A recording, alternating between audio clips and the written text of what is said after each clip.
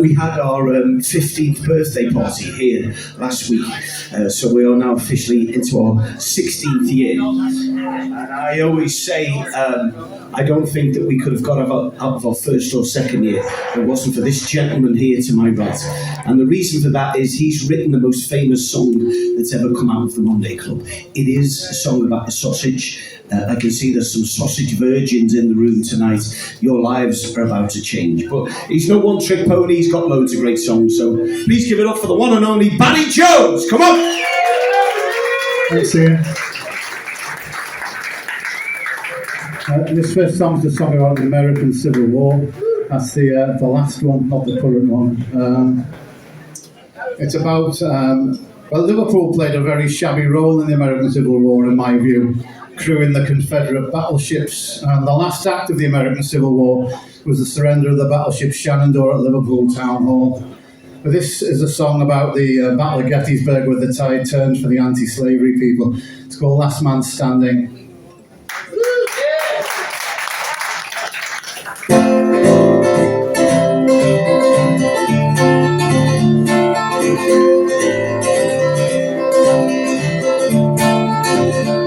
They found me cold and hungry as recruiting sergeants do. They took all my civilian ranks for a uniform of blue. I was fighting for the Union and the end of slavery, and I chose to serve my country in the Horse Artillery.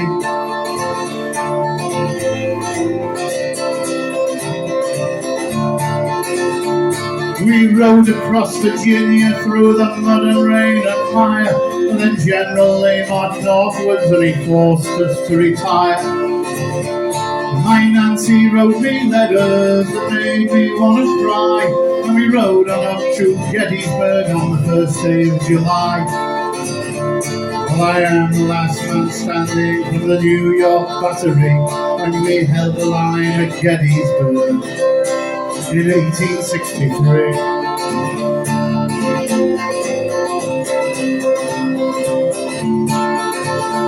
There was fighting up on Round Top and down in Devil's Den, and sometimes we were falling back, sometimes it was them.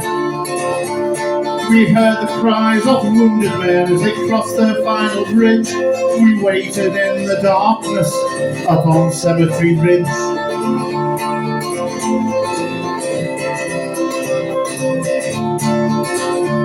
Well, the sun rose up with anger through that Pennsylvania dawn, and then Pickett's men came charging, but we mowed them down like corn. Oh, we saw them storm towards us, and we heard the rebel yell, and we loaded up with canister and blew them all to hell. Oh, I am the last man standing from the New York battery, when we held the line at Gettysburg in 1863.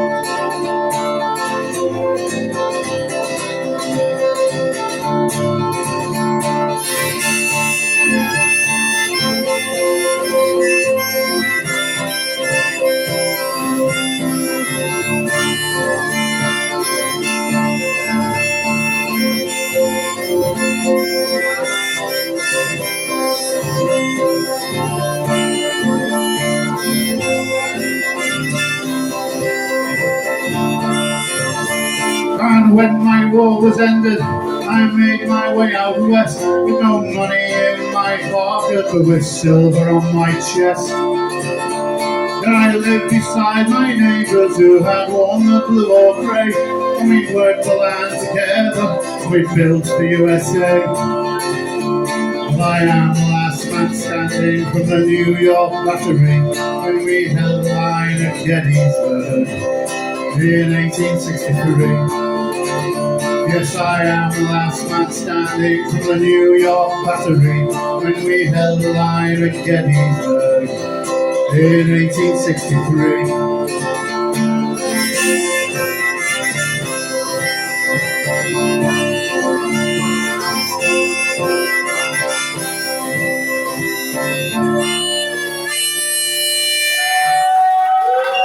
Thank you very much.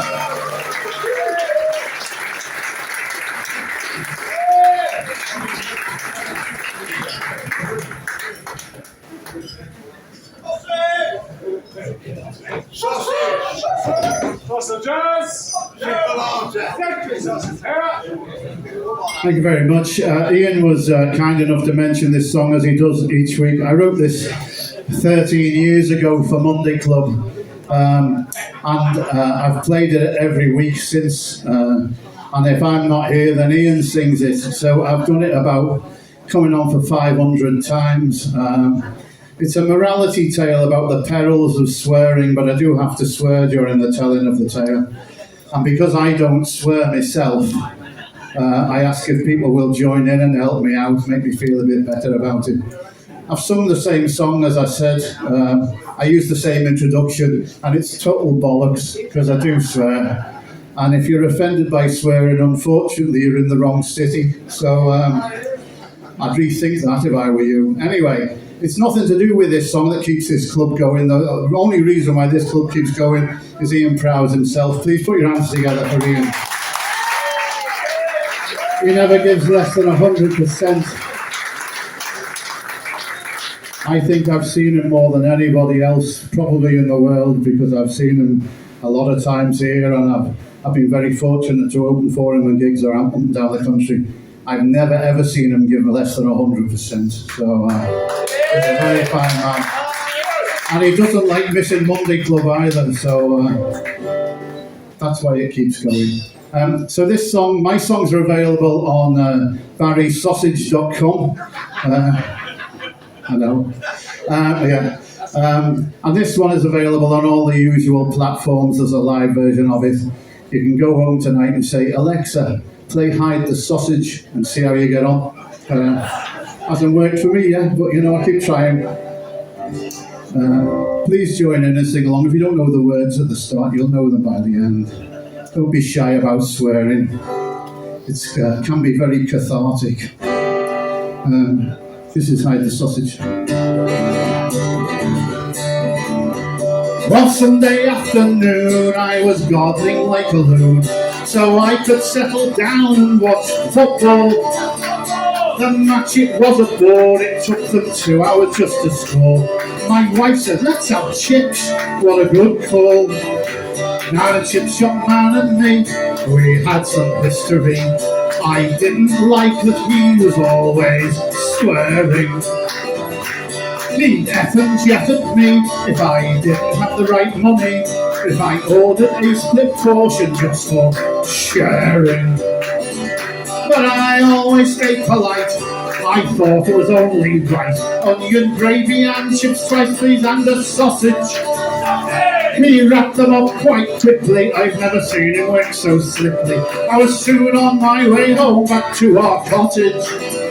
When I got the feast back home, my wife was on the phone, so I took on the task to put the food out.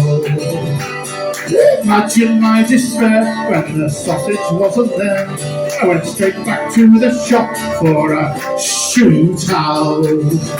I marched in with face like thunder, siding customers asunder.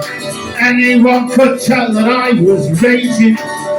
In my state of heightened ire, I thought I'll fight fire with fire, and with these very words I did engage him.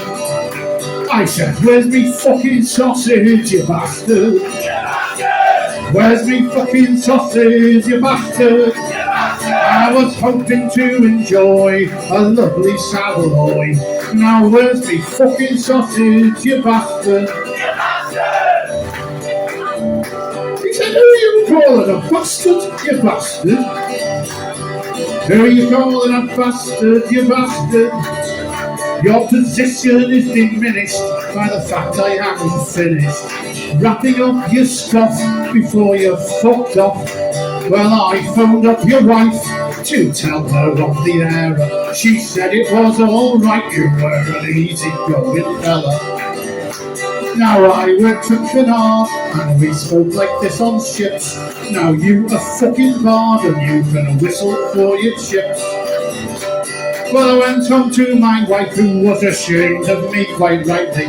She said she couldn't eat, though she was famished. And from my conjugal rights, which used to be twice nightly, I found myself indefinitely banished. Cause I said, where's me fucking sausage, you bastard? Where's me fucking sausage, you bastard? I was hoping to enjoy a lovely Savoy. Now where's me fucking sausage, you bastard? There's more. Now the moral of this tale is to think before you speak, resisting the temptation to get lippy. It's not big or clever to swear, and if you get it wrong, you could be hanging off one day without a chippy. So don't say, where's me fucking sausage, you bastard?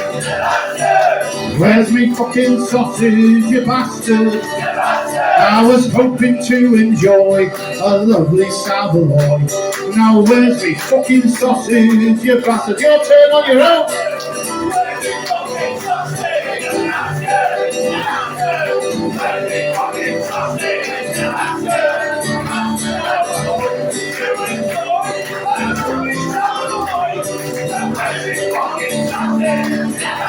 Beautiful, now everyone.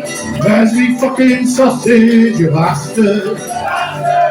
Where's me fucking sausage, you bastard? I was hoping to enjoy a lovely Savoy. Now where's me fucking sausage, you bastard? Beautiful singing, thank you. There you go, you're not a sausage virgin anymore. Could you all rise as one, please, for the great Barry Jones?